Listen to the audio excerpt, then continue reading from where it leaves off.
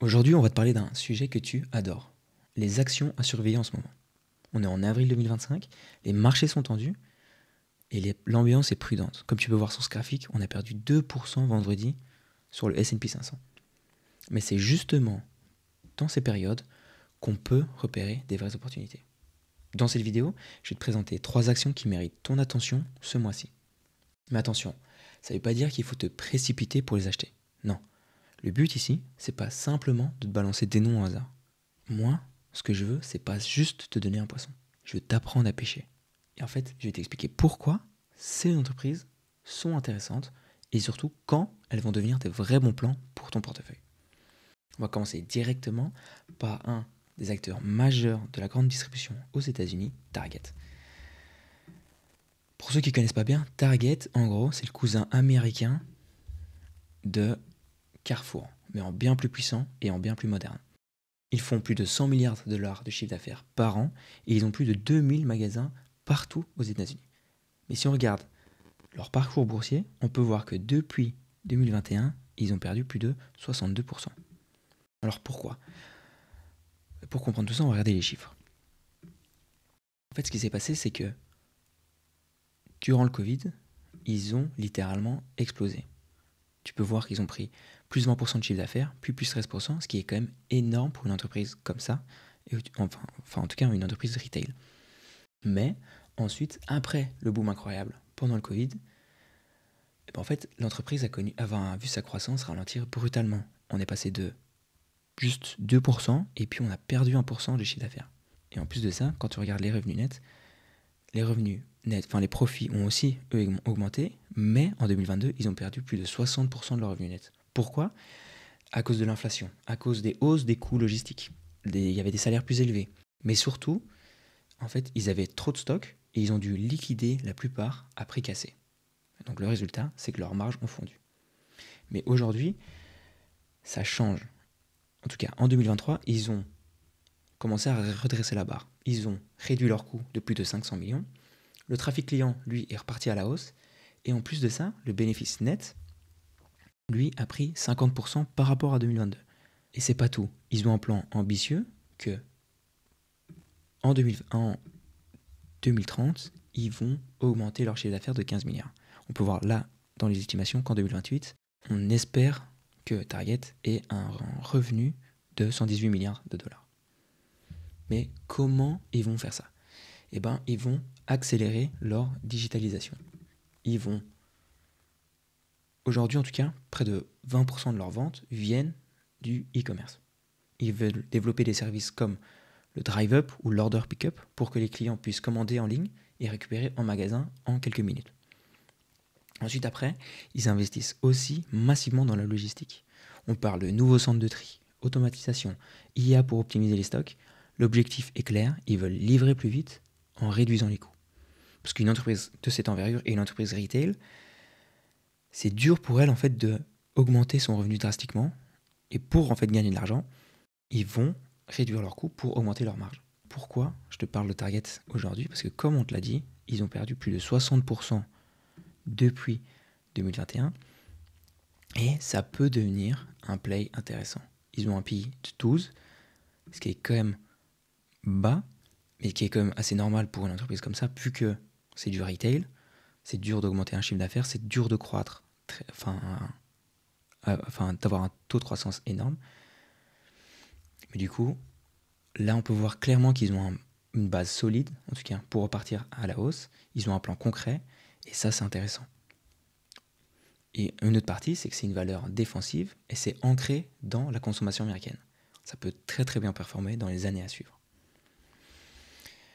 La deuxième action de ma sélection, c'est un géant chinois que tout le monde connaît, mais qui fait plus rêver depuis quelques temps, et c'est Alibaba.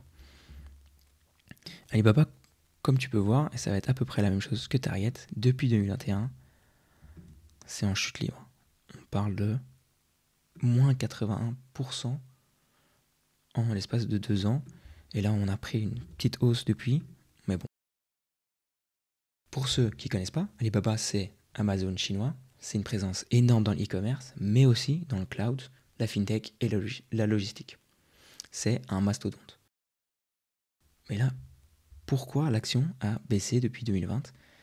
Eh ben en fait, il y a eu la Chine. On peut voir ici dans cet article qu'ils ont pris 2,3 milliards de dollars d'amende par la Chine, parce que la Chine, ils ont une répression réglementaire hyper stricte. Et ensuite, après, il y a la concurrence féroce. Il y a des acteurs comme JD.com ou Pinduoduo qui grignotent de plus en plus des parts de marché. Du coup, le résultat, les investisseurs ont fui l'action. Mais maintenant, ça change. Si on regarde les chiffres, on peut voir que ils ont réussi à augmenter un peu leur chiffre d'affaires. Le revenu net, lui, il stagne quand même, mais il augmente petit à petit. Ils ont un free cash flow hyper intéressant de 20 milliards. Et si on compare en fait avec leur dette totale, du coup la dette totale qu'on peut retrouver ici dans le bilan, 28 milliards. Donc avec le free cash flow qu'ils ont disponible, ils peuvent presque payer genre 80% de leur dette, ce qui est hyper intéressant.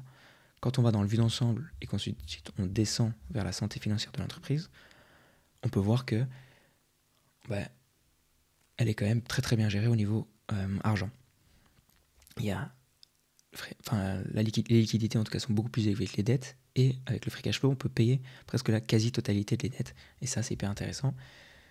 Normalement tu peux payer un premium pour ce genre d'entreprise, mais là tu peux voir que le PE ratio il est seulement à 19. Pourquoi?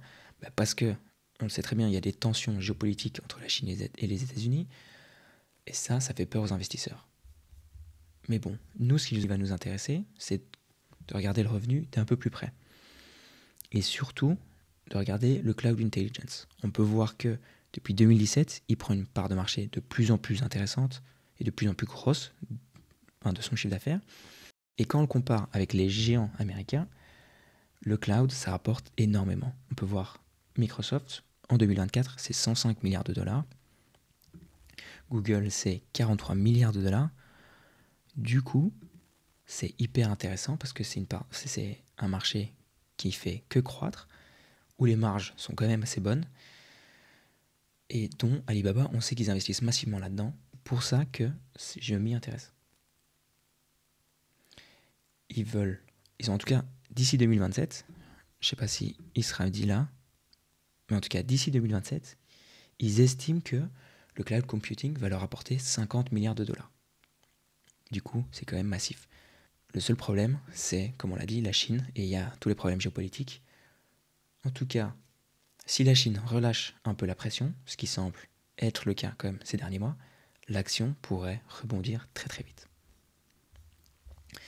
Et on va terminer cette sélection avec une action un peu plus spéculative, mais avec un potentiel énorme. Palantir. Palantir, c'est un acteur majeur dans l'analyse de données et l'IA.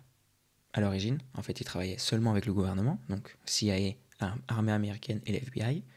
Mais maintenant, si on regarde dans l'ensemble du revenu, on peut voir qu'ils s'attaquent aussi de plus en plus au commercial, et ils ont pour but de faire croître cette partie de leur revenu encore plus.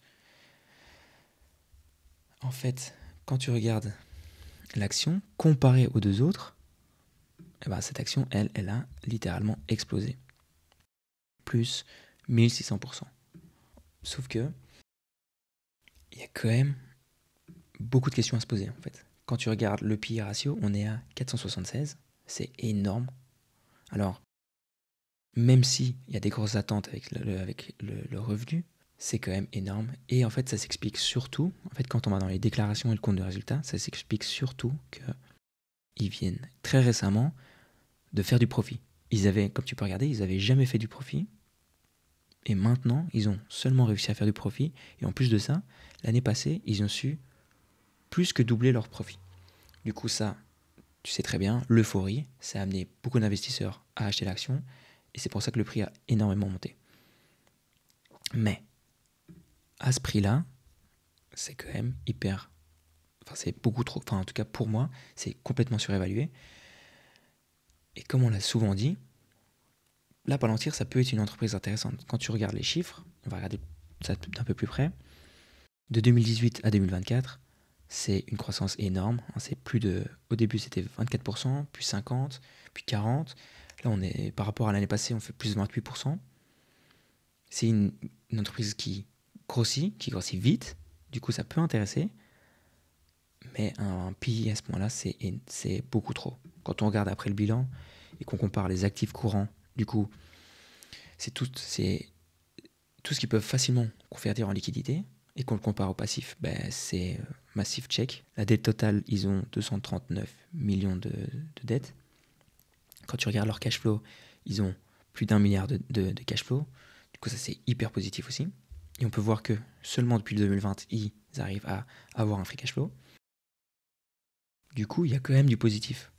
Mais là, le seul bémol et le seul point négatif qu'on a par rapport à l'entreprise, c'est la valeur.